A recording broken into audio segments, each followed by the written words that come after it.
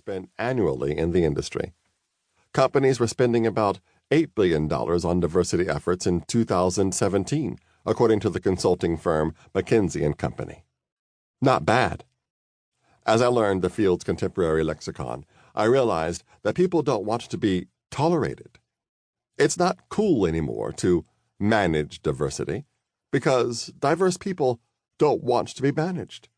They want to be led and to lead themselves. More importantly, they want to be included. Thus, we have increasingly put a greater weight on inclusion. This focus didn't last long. Practitioners, including myself, started turning toward unconscious bias and the reality that we all have it. Unconscious bias was immediately well received and has become a normalized part of the diversity, equity, and inclusion lexicon over the past 2 decades. Ample resources are put into unconscious bias training and developing tools to mitigate bias in everything from job descriptions, hiring, succession planning, team selection, and meetings. Awareness has increased, and for some organizations, this greater awareness has led to structural and systems changes to mitigate bias. For others, the educational efforts haven't translated into tangible outcomes.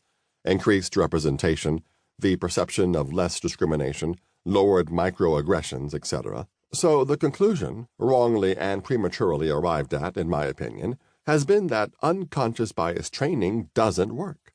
Thus, belonging is a newer hot topic. Couple that with movements such as #MeToo and #BlackLivesMatter, and the focus has narrowed to single identity-focused belongingness. What if our shift was cyclical and perhaps premature?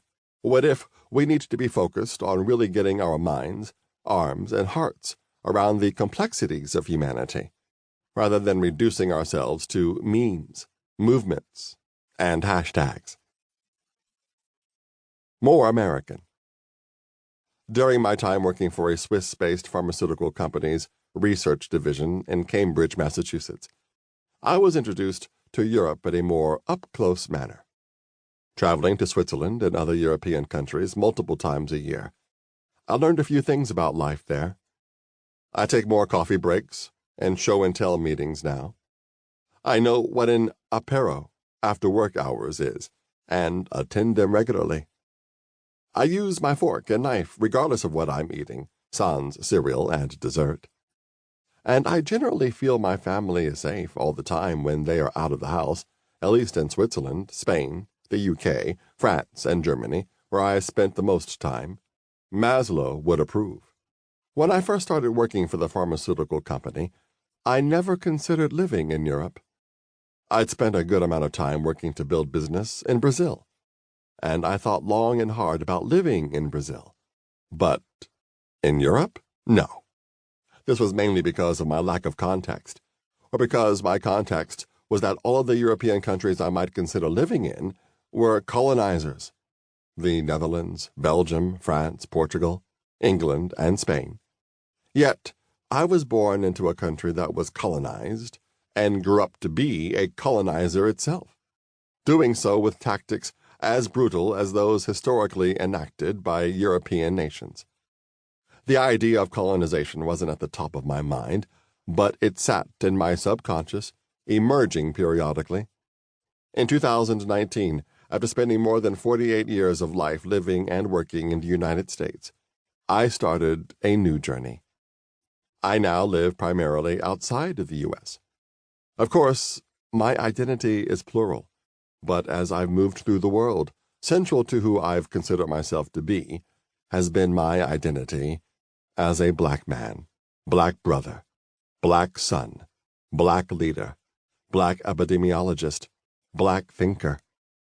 These constructs are choices, and ones that I would make again, given the same circumstances, even with the insight I've gained about my blackness through living abroad. When I spent time in Brazil, I recognized that I was a gringo, and that most locals in my neighborhood thought of me as o americano, the American. Nonetheless, seeing the dynamics of social economics and hearing stories of the struggles of darker-skinned Brazilians to elevate, I felt